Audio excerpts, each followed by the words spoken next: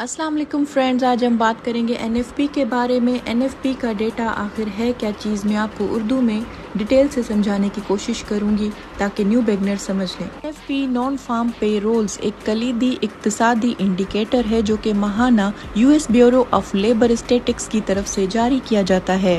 ये form private घरेलू मुलाजमीन और गैर मुनाफा बख्श तंजीमों के मुलाजमीन को छोड़कर अदाशुदा कारकुनों की कुल तादाद की नुमाइंदगी करता है। एनएफपी मुलाजमत में इजाफे या कमी दिखाकर अमरीकी मईशत के सेहत के बारे में आगही फराहम करता है। इसमें रोजगार और बेरोजगारी से मुतालिक और फी घंटा कमाई का डेटा शामिल है।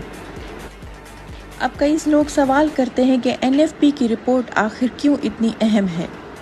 एनएफपी रिपोर्ट इक्तिसादी ताकत की तरफ अहम इशारा है। जॉब ग्रोथ, अच्छी मईशत हमें फेडरल रिजर्व मॉनेटरी पॉलिसी और शरह सूद के फैसले का इशारा भी देती है।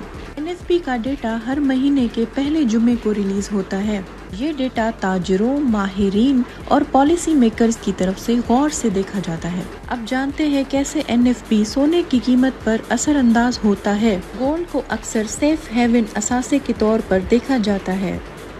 एनएफपी रिपोर्ट से मुतासिर होने वाली कीमत अहम हो सकती है। एनएफपी डेटा के रिलीज होते वक्त सोने की कीमत में ज्यादा उतार चढ़ाव देखा जाता है।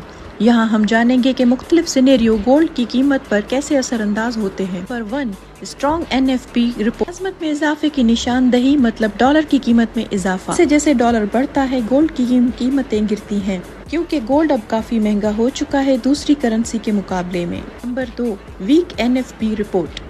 इसके बरक्स कमजोर एनएफपी रिपोर्ट माशी कमजोरी की निशानदही करती है। इससे डॉलर की कीमत गिरती है और गोल्ड की कीमत में इजाफा होता है क्योंकि ताजरों को अपना पैसा सिक्योर करना है। अब मैं आपको बताऊंगी कि आप एनएफपी के दौरान कैसे गोल्ड को ट्रेड कर सकते हैं। कुछ स्ट्रेटजीज पे बात करते हैं। नंबर 1, कुछ ट्रेडर्स अपनी पोजीशंस मार्केट के एक्सपेक्टेशंस के हिसाब से मतलब कि सेंटिमेंटली न्यूज रिलीज होने से पहले ही ओपन कर लेते हैं। अगर आपको लगता है कि रिपोर्ट अच्छी आएगी तो आप गोल्ड को सेल करते हैं। अगर आपको लगता है कि रिपोर्ट वीक आएगी तो आप गोल्ड को बाय करते हैं। दूसरी जानब कुछ ट्रेडर्स रिपोर्ट के आने का इंतजार करते हैं, मार्केट के रिएक्शंस देखते हैं, उसके बाद एंट्री लेते हैं। हमारे रिस्क को काफी हद तक कम कर देता है क्योंकि मार्केट में बहुत ज्यादा उतार चढ़ाव है। स्टॉप लॉस लाजमी रखें और ओवर लेवरेज से परहेज करें। चलें बात करते हैं, जैसे कि आपने एनएफपी के दौरान ट्रेड ली, मार्केट को लगता है एनएफपी का डेटा अच्छा आता है तो आप गोल्ड को शॉर्ट करते हैं। अपने एंट्री पॉइंट को सेट करें, स्टॉप लॉस रिसेंट हाई के ऊपर रखें, मार्केट को एनालाइज करते हुए अपनी टीपी सेट करें। जब डेटा रिलीज होगा और रिपोर्ट अच्छी आई तो गोल्ड नीचे जाएगा और आपका प्रॉफिट सिक्योर हो जाएगा, यानी कि आपकी जो टीपी है वो हिट हो जाएगी। Trading gold around NFP can be profitable but also risky.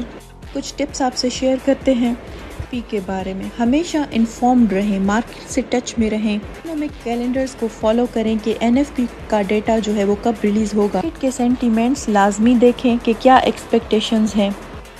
अपने रिस्क को लाजमी मैनेज करें और टाइट स्टॉप लॉस यूज करें और ओवर लेवरेजिंग ना करें। उम्मीद करती हूँ कि आपके लिए ये नॉलेज बहुत हेल्पफुल होगी। मेरे न्यू बिगनर्स के लिए भी कुछ ना समझ आए तो कमेंट कीजिए।